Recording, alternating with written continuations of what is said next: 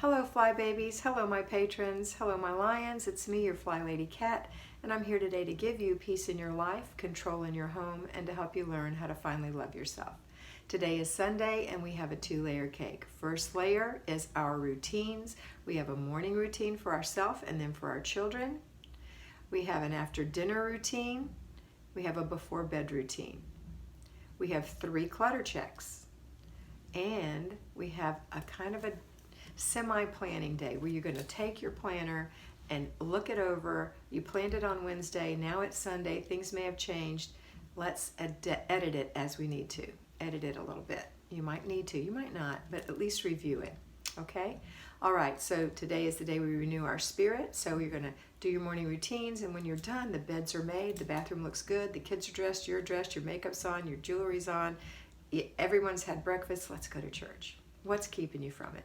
Let's get in our clean car that we clean every Friday and let's go to church or wherever you worship. And when you come back, let's have a nice family day. I know you had a family fun day yesterday, but let's have some more family time today. Let's have a nice feast.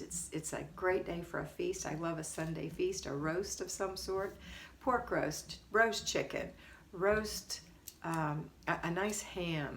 You know, there's so many things you can make that are delicious. If you're Italian, a nice gravy, a nice pasta sauce.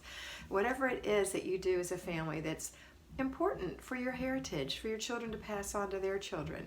Have that day where you all learn to cook together and learn to eat together. Maybe you need to relearn that as a family.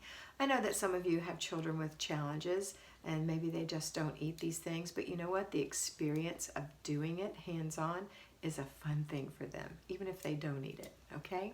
All right, that's it for today. I hope you have a fabulous Renew Your Spirit Day, a fabulous Sunday, and I want you to always remember that you are beautiful.